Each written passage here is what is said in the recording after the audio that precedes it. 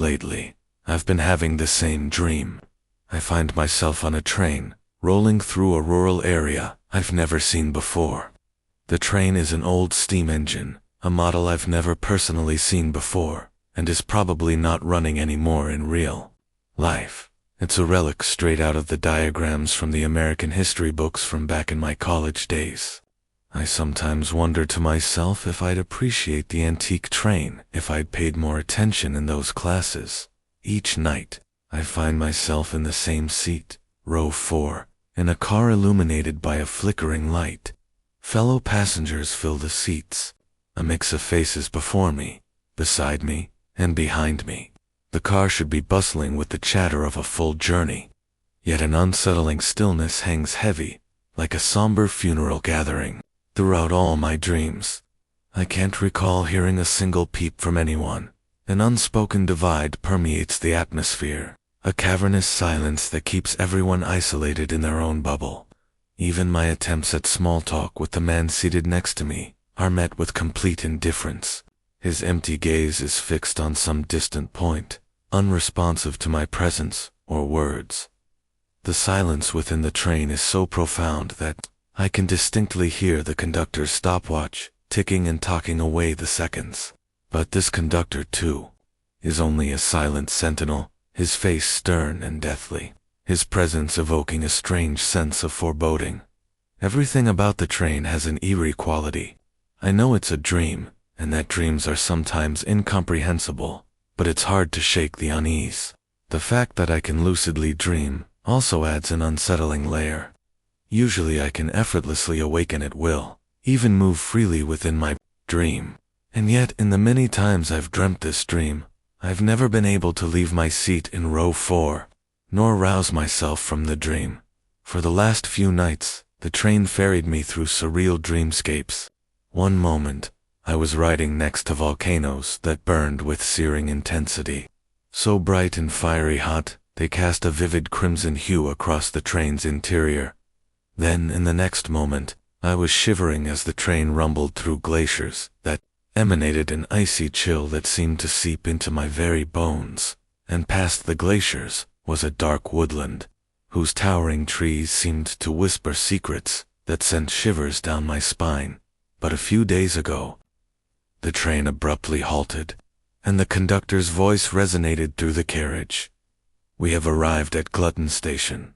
There was a shuffling at the front. A subtle movement swept through the front row, an uncanny synchronized motion. They all shuffled out of the car, expressionless and lifeless, like prisoners of war being walked to their doom. Cautiously, my gaze ventured beyond the train's window, and there I saw it. A mass of human forms, contorted and twisted, crawling on all fours. Heads bowed low, they resembled writhing maggots on a carcass. Pale milky eyes stared blankly, sweat glistening on foreheads, and veins protruding from their grimy, dirt-covered faces. As if by some gruesome compulsion, they were greedily devouring the dirt beneath them, bloating themselves to a torturous degree, the embodiment of gluttony. They filled their maw with dirt, pebbles, and mud, their crooked yellowed teeth grinding the matter with a sickening crunch. I watched disgusted, and yet somehow hypnotized by this horrifying display, as the lumps of soil passed down their throat and into their stuffed belly. Some of them had gorged on so much earth that they had created a deep hole in the soil. And then I noticed, amongst the wriggling masses were stone tablets erected from the ground, gravestones. My vision seemed to distort with a terrible realization. These poor souls were digging their graves with their own teeth. I tore my gaze away from the house just in time to keep me from vomiting. My efforts to stave off the nausea left me coughing and wiping the corners of my mouth, grappling with the urge to retch. To my astonishment, when I looked up, I saw that I was the only one fighting to keep my dinner down. The other passengers had not even glanced outside. No stolen glances, no flinches of horror, no reactions whatsoever. Their gaze remained fixed, lifeless, and vacant. Just a lifeless stare towards nowhere. I watched for a fleeting moment at the terrifying apathy of my fellow passengers. Before the train creaked to life and rumbled forward, but even as the train pulled away from the twisted graveyard, the gnashing of teeth outside was so deafening, almost militaristic and duty-driven, that it beckoned my eyes back to the horrifying display of never-ending appetite. Just as we neared a curve, I managed a glimpse of an immense, grotesquely bloated figure, its size rendering it incapable of any further feasting. But from the sky descended impish creatures, each brandishing a large knife. Their purpose was undeniable, as with that knife. They pointed unwaveringly at the dirt-stuffed stomach. No, no, no, no. Let the poor soul rest. But the creatures pressed down with their knives. Down, down, into the flesh of the ginormous man. Down, until the stuffed belly of sharp pain brought me back to my senses, and I awoke in a cold sweat. I looked at my right hand. It was clutching my cross necklace so tightly that my palm bore a gash in the following days. The dream did not visit me, but its impact lingered like an unwelcome guest. During that time, food refused to pass my throat. I couldn't shake the pandemonium of gnashing teeth from my head. The people gorging themselves, digging their own graves, the dirt being stuffed into their mouths, the man with the stuffed belly, the knife being brought down on it. But yesterday, I woke to the soft rumbling of a steam engine. I found myself back on the train, my fear mounting as it stopped again, this time at Envy Station. There was some more shuffling from the second row, as passengers disembbarked out of the corner of my eye. I saw an endless rope snaking into the sky. I looked up from my window seat and still failed to see where the rope came from, perhaps from the heavens themselves. It beckoned upward with a promise of salvation. On that endless rope, there was a small figure climbing desperately, scrambling upwards with a frenzied determination, but a hand snaked from below, seizing the climber's ankle in a vice grip. Defiant kicks and wild flails ensued. Yet all of the man's efforts were in vain.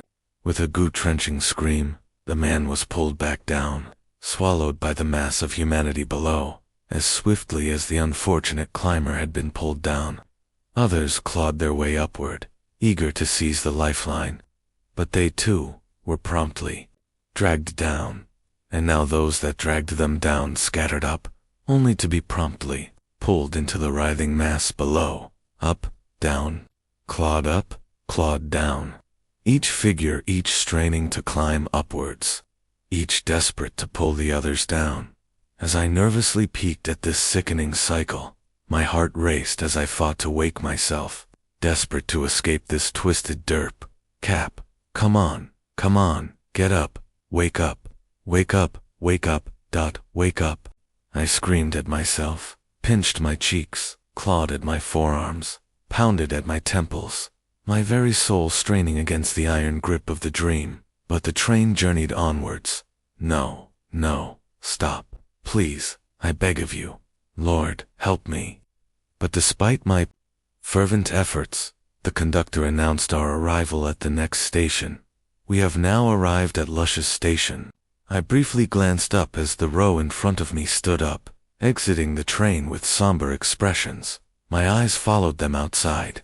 There, the same impish creatures from previous dreams forced the newcomers to their knees, pinning them down. One of the winged creatures descended, delicately pinching a small needle between its long fingers, a large spool of thread in another. Oh God, no. With a pin and needle, they stitched the newcomer's eyes, shut the needle weaving in and out of their poor flesh. Their eyelids were now strained, tugged together by a thread so thin that it looked as if it might cut through the thin layer of skin it pulled at. And with that, the creatures flew away, abandoning their grisly task and pushing the last of the damned into the endlessly vast, desolate land that stretched before them. The land was infinite, marked by absolutely nothing. The passengers who had just gotten off the train found themselves in a disoriented state, their hands outstretched before them as if attempting to feel for something, anything in the emptiness. They stumbled aimlessly through the barren landscape, their movements marked by uncertainty, their eyes forever sealed. The train lurched forward, and I stared at the empty rows in front of me. The realization hit. I'm next. Desperation gripped me, its cold fingers squeezing the air from my lungs and replacing it with a sense of impending doom. Wake up. Wake up, Jonathan. Wake up. Wake the hell up, please. My pleas intensified, a frantic chorus of mumbled prayers and feverish supplications. God, please help me. I found myself entreating, my voice a blend of panic and desperate hope. Clutching my head in both hands, my fists pounded my skull in a desperate attempt to shatter the dream's iron grip, as if physical force could wrench me from the clutches of this nightmarish trance. My ears were ringing, blood pounded in my head, the gnashing teeth, the mass of people trying to claw their way up, the wandering souls, they all flashed before my eyes.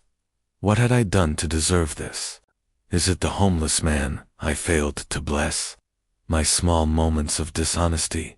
The occasional Sunday prayers I failed to recite? No, no. I am a man of God, His faithful follower. My sins have been forgiven, washed away, and pardoned. I do not deserve this. Yet, the train mercilessly pressed on, indifferent to my pleas. Its wheels clattered with a relentless rhythm, echoing the racing beat of my heart. I scoured my brain for salvation, the practices I've neglected, the small prayers I've brushed aside with casual disregard, every scrap of knowledge I have about breaking free from dreams. They now seem like lifelines. I grasped at them like a drowning man clings to driftwood. Our Father, who art in heaven, hallowed be thy name. I recite, the words trembling as they slipped past my quivering lips in a desperate cadence. But despite my fervent efforts, the train showed no signs of relenting. Is this the end? As the train shuddered to a halt, I bowed my head further and squeezed my eyes shut, still praying. We have now arrived at Pride Station. The conductor's voice echoed with finality. I saw the man next to me rise and exit the train, his expression blank. How can you accept this? How are you so calm? In the face of this hellscape, do you know what hellish fate awaits us? Sir, you will get off at this station, the conductor declared, and with that statement, he grabbed my arm with inhuman might. Defiance surged within me, and I cried out, my voice laced with fervor. I will not accept this. God is my shepherd. Only He will judge me. But my cries fell on deaf ears as the conductor marched me through the train and out the exit, throwing me onto the ground. As I staggered to my feet, the scene before me threatened to overwhelm me. In front of me was a courtyard adorned with crosses, each one tall and elegant, vainly garnished with fine decorations. Up high, there was a person crucified to each one, and far beneath them were those impish creatures, feeding a fire at the base of each cross. They fed the hungry flames with tokens, food, and money offerings of every sort. With each addition, the flames surged and swelled, doubling in size, as they belched plumes of smoke that distorted the very air with waves of heat. The nauseating smell of burning assaulted my nose, and my brain refused to register what it was. That was burning. The man suspended on the cross before me coughed heavily, his skin sore and blemished from the heat. He cried out, I repent, I beg, before he erupted into yet another coughing fit. Overwhelmed by the scene, I staggered back, attempting to distance myself from the horror unfolding before my eyes. But then, I felt a brutish hand curl around my shoulder. I refused to. I was shoved forward, onto a wooden floor. No, a luxuriously decorated, wooden cross. Lord save me. Wake up, wake up.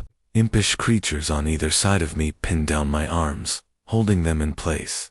God, save me. I do not deserve this. Please, wake up. Help. I struggled in vain as two of the creatures towered over me, one's claws curled around a giant hammer, another holding a stake over my chest. The creature raised its hammer and swung down with chilling determination. For a brief fraction of a second, I felt the stake pierce my skin, the searing pain of fleeting torment. With a jolt, I awoke, my scream echoing through the confines of my room.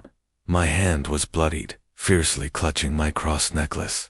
I looked down at my pajama shirt and saw a telltale trickle of blood where the stake had penetrated my skin. I heaved a shaky sigh of relief, but then, as clear as day, a chilling whisper, the voice of the conductor, penetrated my awakening. Thou shalt not flee again, next time shall be thy last. To enjoy more content, please click the like button and subscribe to our channel.